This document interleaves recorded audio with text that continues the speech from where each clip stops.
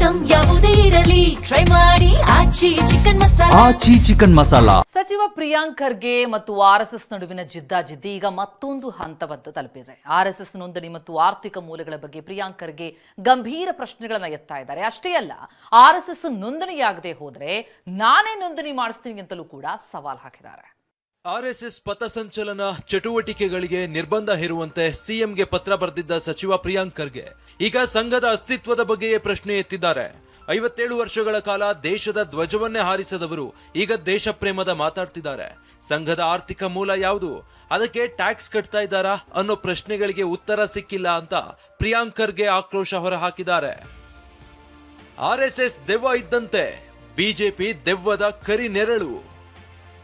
ನಾವು ನೆರಳಿನ ಜೊತೆ ಅಲ್ಲ, ದೆವ್ವದ ಜೊತೆ ಹೋರಾಡಬೇಕು. ರಾಷ್ಟ್ರೀಯ ಸ್ವಯಂ ಸೇವಕ ಸಂಘದ ಬಗ್ಗೆ ಎದ್ದಿರುವ ಪ್ರಶ್ನೆಗಳಿಗೆ ಉತ್ತರ ನೀಡಲೆಂದೇ ಸಂಘದ ಮುಖ್ಯಸ್ಥ ಮೋಹನ್ ಭಾಗವತ್ ಕಳೆದ ನವೆಂಬರ್ನಲ್ಲಿ ಬೆಂಗಳೂರಿಗೆ ಆಗಮಿಸಿದ್ರು. ನಾವು ಯಾವ ರಾಜಕೀಯ ಪಕ್ಷವನ್ನು ಬೆಂಬಲಿಸ್ತಾ ಇಲ್ಲ, ನಾವು ದೇಣಿಗೆ ತೆಗೆದುಕೊಳ್ಳಲ್ಲ, ಸಂಘದ ಸದಸ್ಯರೇ ಗುರುದಕ್ಷಿಣೆ ಕೊಡ್ತಾರೆ ಅಂತ ಸ್ಪಷ್ಟನೆ ನೀಡಿದ್ರು.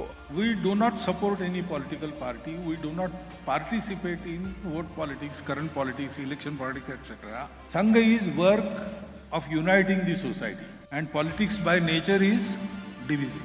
So we keep out of politics. ಸ್ವತಃ ಮೋಹನ್ ಭಾಗವತ್ ನೀಡಿದ ಸ್ಪಷ್ಟನೆಯನ್ನ ಪ್ರಿಯಾಂಕ್ ಖರ್ಗೆ ಒಪ್ತಾ ಇಲ್ಲ. ಬೆಂಗಳೂರಿನ ಗಾಂಧಿ ಭವನದಲ್ಲಿ ನಡೆದ ಸಮಾರಂಭದಲ್ಲಿ ಆರ್ಎಸ್ಎಸ್ ವಿರುದ್ಧ ಕೆಂಡ ಕಾರಿದ ಪ್ರಿಯಾಂಕ್, ಆರ್ಎಸ್ಎಸ್ ದೆವ್ವ ಇದ್ದಂತೆ, ಬಿಜೆಪಿ ದೆವ್ವದ ನೆರಳು, ನಾವು ನೆರಳಿನ ಜೊತೆ ಅಲ್ಲ, ದೆವ್ವದ ಜೊತೆ ಹೋರಾಟ ಮಾಡಬೇಕು ಅಂತ ವಿವಾದಾತ್ಮಕ ಹೇಳಿಕೆ ನೀಡಿದ್ರು.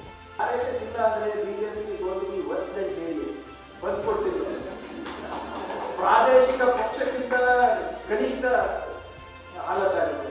ನಾವೇನ್ ಮಾಡ್ತಾ ಇದ್ದೀವಿ ಅಂದ್ರೆ, ನಾವು ದೆವ್ವದ ನೆರಳು ಜೊತೆ ಜಗಳ ಆಡ್ತಾ ಇದ್ದೀವಿ. ದೆವ್ವದ ನೆರಳು ಯಾವುದು? ಬಿಜೆಪಿ. ದೆವ್ವ ಯಾವುದು?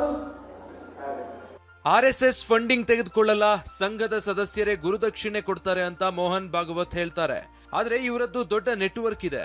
ಅಮೆರಿಕ, ಇಂಗ್ಲೆಂಡ್ ಸೇರಿ ವಿದೇಶಗಳಿಂದ ಹೆಚ್ಚು ಫಂಡಿಂಗ್ ಬರುತ್ತೆ. ತಮ್ಮ ಧ್ವಜದ ಹೆಸರಲ್ಲಿ ಗುರುದಕ್ಷಿಣೆ ಪಡಿತಾ ಇದ್ದಾರೆ ಅಂತ ಪ್ರಿಯಾಂಕ್ ಆರೋಪಿಸಿದ್ದಾರೆ. We didn't take any help from outside Sangha. Finances, Sangha Swayam Sevaks contribute to Sangha. Once in a year, there is Guru Dakshina. Sangha Swayam Sevaks give money, not as a contribution, as a samarpan. They dedicate. More than 2,500 organizations to network ಇದೆ. America ಇರ್ಬೋದು, England ಇರ್ಬೋದು, ಅಲ್ಲಿಂದ ದುಡ್ಡು ತಗೊಂಡು ನಾನು ಹೇಳ್ತಾ ಇದ್ದೀನಿ, these people are into money laundering. ಇವ್ರಿಗೆ ಎಲ್ಲಿಂದ ಬರ್ತಾ ಇದೆ ಸರ್ ಇಷ್ಟು ದುಡ್ಡು? ಅಷ್ಟೇ ಅಲ್ಲ, ಆರ್ಎಸ್ಎಸ್ ನೋಂದಣಿ ಮಾಡುವ ಅಗತ್ಯತೆ ಇಲ್ಲ ಅಂತಾರೆ. ಇವತ್ತಲ್ಲ ನಾಳೆ ಆರ್ಎಸ್ಎಸ್ ನೋಂದಣಿ ಆಗಲೇಬೇಕು, ನಾನೇ ಮಾಡಿಸ್ತೀನಿ ಅಂತ ಪ್ರಿಯಾಂಕ್ ಸವಾಲು ಹಾಕಿದ್ದಾರೆ.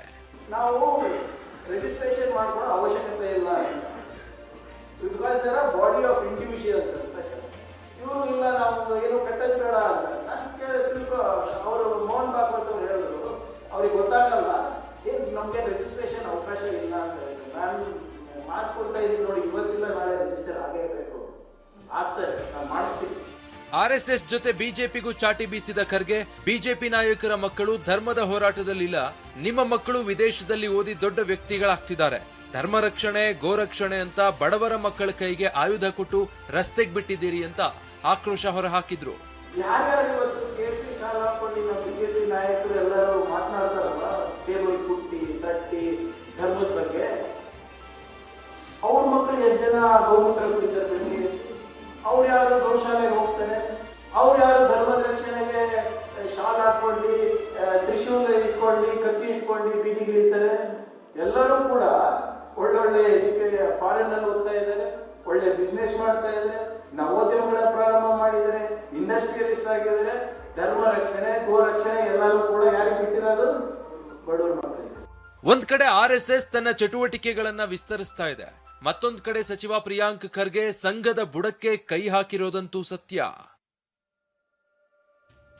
ಹರೀಶ್, ಟಿವಿ9 ಬೆಂಗಳೂರು.